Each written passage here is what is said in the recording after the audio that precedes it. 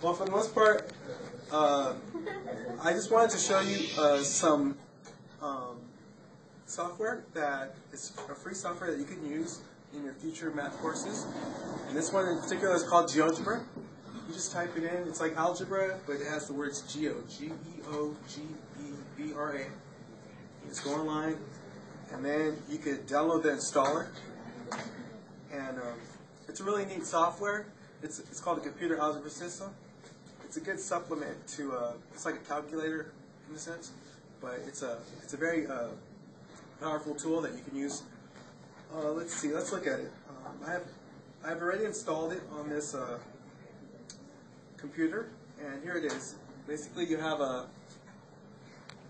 menu bar up here, and you have these icons right here, and you can create a wide variety of shapes and functions. It could even solve problems for you. You know, you just like, for instance, it will immediately graph once you enter the equation. Let's take, for instance, let's say you wanted to graph that line over there, 2x over x minus 3.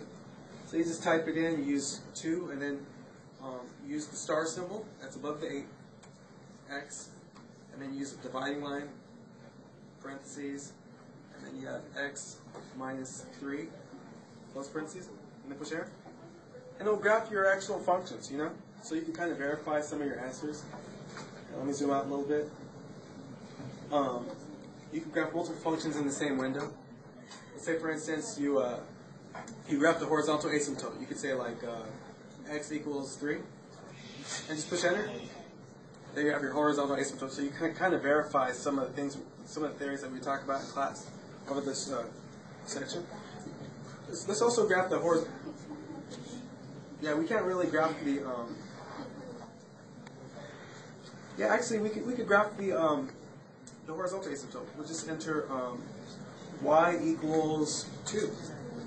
There you can see the two asymptotes. You can right-click the actual functions and change some of the properties. You know, for instance, we can change the style. We can make the line a dashed line like this, and then there you go. It kind of looks more like asymptote, no? So, I just wanted you guys to see a little bit about that. You know, we could even go over some of these problems using this powerful software. Let's say, for instance, you were looking at like an absolute value function. You know, like problem 19, for instance, you had y is greater than 6 plus 2 times the absolute value of x.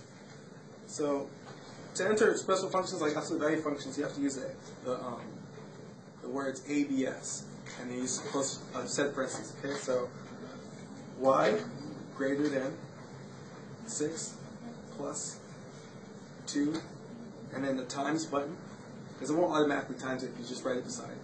And then you have times the ABS, which is the absolute value of x. And then just push enter. There you go. You guys recognize that as the absolute value function? Yeah. Why do you think they shaded it in?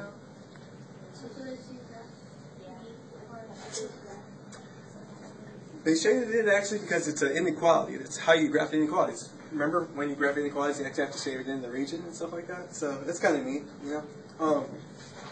I recommend going home, playing around with it. You never know how useful it could be for your review on the test, you know.